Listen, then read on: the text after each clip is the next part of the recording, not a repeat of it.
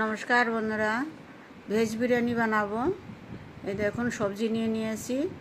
ভিডিওটা শুরুর থেকে লাস্ট অবধি দেখবেন, বেশি বড় হবে না। ফুলকপি, গাজর, বিনস আর এইদিকে পনির। দেখুন পনিরের পিস আমি একটু বড় করে রেখেছি। আর মশলার জন্য পেস্ট করব আদা, টমেটো। কড়াইতে তেল দিয়ে দিলাম, তেল গরম হয়ে গেছে, পনির দিয়ে দিলাম। পনির বেশি কড়া ভাজবো না, ও হালকাই ভাজবো। একটু মোটা করে কেটেছি আমি আজকে পনির, বেশি ছোট করিনি।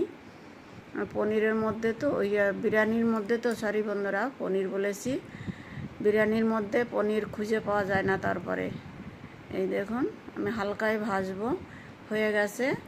এই পাশাপাশ করে একটু হালকা লাল করে ভেজে নিয়েছি। ভেজে নিয়ে তুলে নিলাম। তুলে ওই পনির ভাজা তেলের মধ্যে আর একটু তেল দিয়ে, জিরে ফোড়ন দিয়ে, যে টমেটো আর আদার যে পেস্ট করেছি ওইটা দিয়ে দিলাম।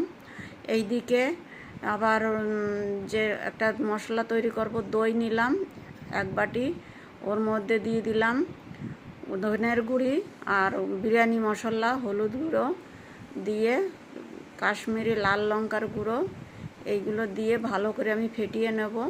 ফেটিয়ে নিয়ে এবার চুলোটা একদম কম আছে, পুরো লো ফ্লেমে করে দিয়ে এবার আমি দইটা মশলা ঢেলে দিলাম। ঢেলে দিয়ে বাটি ধোয়া জল ঢেলে দিলাম। দিয়ে একটু কসুরি মেথি দিয়ে দিলাম। কসুরি মেথি দিয়ে এবার ভাজবো যতক্ষণ তেল না ছাড়বে। তেল ছেড়ে দিচ্ছে, আর একটু ভাজবো। দিয়ে দিলাম কাঁচা লঙ্কা চিড়া, আর যে সবজিটা, ওই সবজি দিয়ে দিলাম। সবজি দিয়ে এইবার ভালো করে একটু নেড়ে চেড়ে এইবার দিলাম লবণ। লবণ আমি শুরুতে দিইনি, যে দই ফেটে যাওয়ার ভয় থাকে, যার জন্য একটু নেড়ে চেড়ে দিয়ে দিলাম জল। এবার ঢাকা দিয়ে এবার তারপরে এইদিকে আবার ভাতের জন্য জল বসিয়ে দিয়েছি। আর ঢাকা খুলে দিয়ে আমি পনিরগুলো ঢেলে দিলাম, ভাজা পনিরগুলো ঢেলে দিলাম। দিয়ে এবার ওইদিকে সবজি হোক, আমি এইদিকে ভাতের জন্য যে কী দিতে হবে সেইগুলো দিয়ে দিলাম।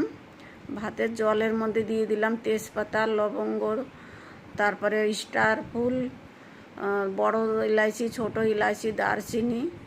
আর এইদিকে এই যে একটু রিফাইন তেল দিলাম, সাদা তেল। আর এই যে ধনে পাতা আর পুদিনার ধনে পাতা কুচু করে কেটে দিয়ে, জলে জাল উঠে গেছে, ওগুলো দিয়ে চাল দিয়ে দিলাম। চালটা আমি পুরো ফোটাবো না, 60 থেকে 70% আমি ফোটাবো। তারপরে টাইম শর্ট, যার জন্য শর্টকাটেই বানাবো বন্ধুরা। আলাদা করে আমি সসপ্যানে গামলি